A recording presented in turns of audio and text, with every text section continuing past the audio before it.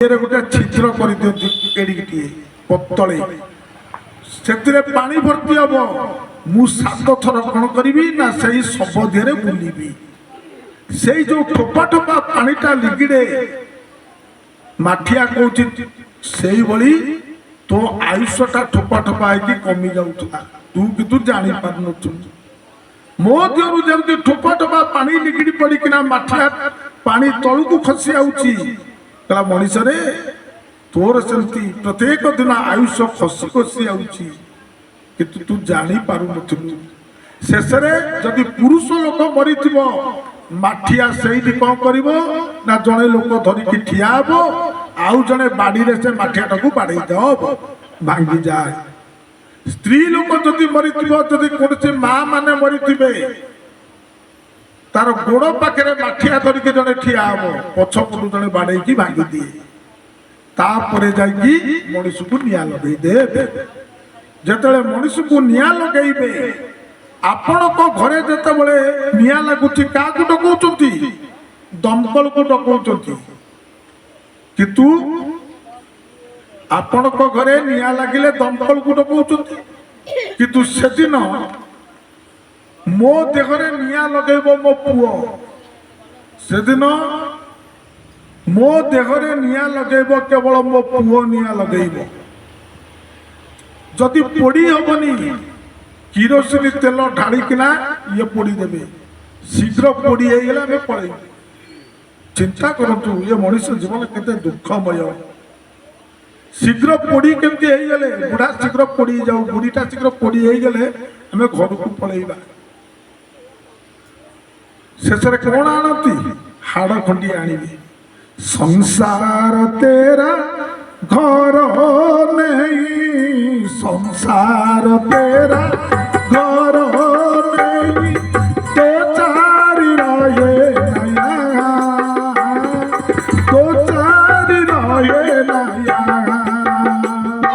कर साथ अपनी राज्य की कर साथ अपनी राज्य की स्वराज निष्कंठ स्वराज निष्कंठ भगवान कहते अरे धन पुरी रे तू 3 माला घर करचु ना कटक रे केते माला घर 2 माला भुवनेश्वर रे 3 माला ए ओडगा गाँ रे 3 माला घर किंतु लाभ कौन मिलला मते आदि लाभ मु कौन पाई पारुची पुरी रे घर करथिली कटक रे घर करथिली भुवनेश्वर रे घर करथिली आपनकर ओडंगा गाँ रे भी मु घर कली किंतु मो हाड़ खंडी को आनिबे घरे स्थान देबे से दिन कहबे एटा होची प्रेत हाड़ ताकू नै कोडी अपंतरा रे लेकिना पोती दियो संसार तेरा घर नहीं संसार तेरा घर नहीं दो चारी रहे नया दो चारी रहे नया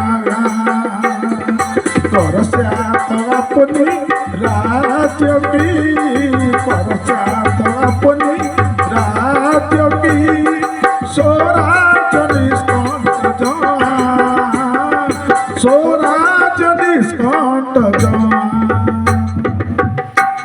तेणु ये संसार रे मोर हाड़ खटिए रखापी आज स्थान ना किए क्या जो पुओ को मु निजर पुओ बोली एते शौकीन रखी जो स्त्री पाई 3 भरीर गोटे हार करी आज कुआडे गला से स्नेह सब कुआडे चलीगला हाड़ खंडिक भी रखा देवेनि आज्ञा यही हूँ संसार जिते बड़े जाऊब हाथ को झुली झुली जाऊब आमर अरे भगवान कहते कहे धन आसीलु कौन खाली हाथ नहीं जाऊँ से खाली हाथ फुंगुला होना भल जदि गोटा मुदी पिंधि ना ताकू आंगुठी की काटिकिना से दिन रखिदेवे काटिदेवे से आंगुठा को जब मुदी बाहर ମୃତ୍ୟୁର ଯନ୍ତ୍ରଣା ଆଜ୍ଞା କହିପାରିବେନି। ଆଜି ଦଶରଥ ରାଜା ରାମ ରାମ କହିକିନା 6 ଥର ଷଡ଼ ରିପୁ ଦ୍ୱାରା ଆଜି ରାମ ରାମ କହୁଛନ୍ତି, କହିକିନା ତାଙ୍କର ମୃତ୍ୟୁ ହେଇଯାଉଛି। ମୃତ୍ୟୁ ହେବା ପରେ ବଶିଷ୍ଠ କଣ କଲେ ନା ଦଶରଥ ରାଜାଙ୍କର ଶବକୁ କଣ କଲେ, ଗୋଟେ ତୈଳ ଭାଣ୍ଡ ମଧ୍ୟରେ ରଖିଲେ। ଯେତେବେଳେ ରଖିଦେଲେ ଏଇଠି ଗୋଟିଏ ଚିଠିଟିଏ ଲେଖିଲେ, ଦୂତ ହସ୍ତରେ ଦେଲେ। କଣ ଲେଖିଲେ? କହିଲେ ଇଏ ଦୂତରେ ତୁ ଯିବୁ ଭରତକୁ ଏତିକି ମାତ୍ର କହିବୁ, ଆଜି ସରଜୁ ନଦୀର ଜଳଟା ଶୁଖି ଯାଇଛି। ହେ ଭରତ, ତମେ ହଉଛ ମହାନ ଧାର୍ମିକ, ତମେ ଆସିଲେ ଇଏ ସରଜୁ ନଦୀର ଜଳଟା ପୂର୍ଣ୍ଣ ହେଇଯିବ।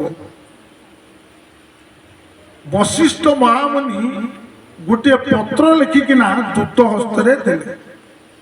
ତେଣେ ଭରତ ଲାଲଜୀ ଅଶୁଭ ସ୍ୱପ୍ନ ଗୁଡାକ ସବୁ ଯାକ ଏ ଦେଖୁଥାନ୍ତି। ଅଶୁଭ ସ୍ୱପ୍ନ କଣ ନା ଆପଣଙ୍କ ଘର ଉପରେ ଯଦି କାଉ ଯଦି ଦେଖିବେ ଅଧିକ ବସିକିନା ରା ରା ହଉଥିବ, ଜାଣିବେ ଏ ସ୍ୱପ୍ନ ଯଦି ଦେଖନ୍ତି ଜାଣିବେ ହଉଛି ଅଶୁଭ ସ୍ୱପ୍ନ ବୋଲି। ବିଲୁଆ ଯଦି ଘର ଆଗରେ ଯଦି ଭୁକିବାର ଶବ୍ଦ ଶୁଣିବେ ଜାଣିବେ ହଉଛି ଅଶୁଭ। କୁକୁର ଯଦି ଘର ଆଗରେ କାନ୍ଦୁଥିବ ସ୍ୱପ୍ନ ଦେଖନ୍ତି ବା କାନରେ ଶୁଣିବେ ଜାଣିବେ ହେଉଛି ଅଶୁଭ। ଆହୁରି ଅଶୁଭ ଅନେକ ଅଛି।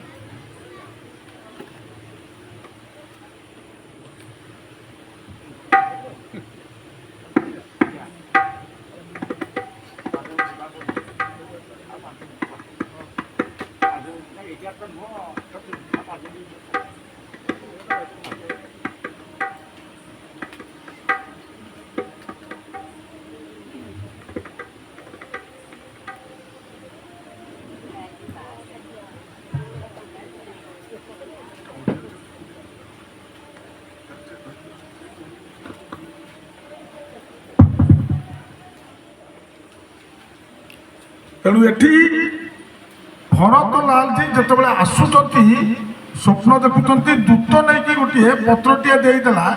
ଭରତ ଲାଲଜୀ ଭାରି ଖୁସି ହେଇଗଲା। ଖୁସି ହେଇକି ଯେତେବେଳେ ଆସୁଛନ୍ତି ଦେଖିଲେ ଯେ ଅଯୋଧ୍ୟା ପୁରୀରେ ଗୋଟିଏ ଅନ୍ଧକଟିଏ ଭିକ୍ଷା ମାଗୁଛି। ଭରତ ଲାଲଜୀ ଦେଖି ଆଶ୍ଚର୍ଯ୍ୟ ହେଇଗଲେ, କହିଲେ ଇଏ କଣ ମୁଁ ଦେଖିଲି? ଯେଉଁ ଅଯୋଧ୍ୟା ପୁରୀରେ ଦିନେ ଭିକାରୀର ସ୍ଥାନ ନଥିଲା, କିନ୍ତୁ ଆଜି ଜଣେ ଅନ୍ଧକ ଭିକ୍ଷା ମାଗୁଛି। ସେଇଠି ଭରତ ଲାଲଜୀ କଣ କଲେ ନା ନିଜର ବେକ ଦିହରେ ପଡିଥିବା ମୋତି ହାରଟିକି ବାହାର କରି ସେ ଅନ୍ଧକ ବେକରେ ଇଏ ଝୁଲେଇ ଦେଲେ। ଅନ୍ଧକ ପଚାରିଲା, ଆରେ ବାବା, ଏତେ ବଡ ଆଜି ଗୋଟେ ହୀରାର ଦାନ ଯେତେବେଳେ ଆଜି ଗୋଟେ ଦେଲ, ତମ ପରିଚୟଟା କଣ? କହିଲା, ମୁଁ ହଉଛି ଦଶରଥ ରାଜାଙ୍କ ପୁଅ ଭରତ। ସେଇଠି ଅନ୍ଧକ କଣ କଲା ନା ସେ ହାରଟିକି କାଢିକିନା କଲା, ଛି ଛି ଛି ରେ ଭରତ ଛି।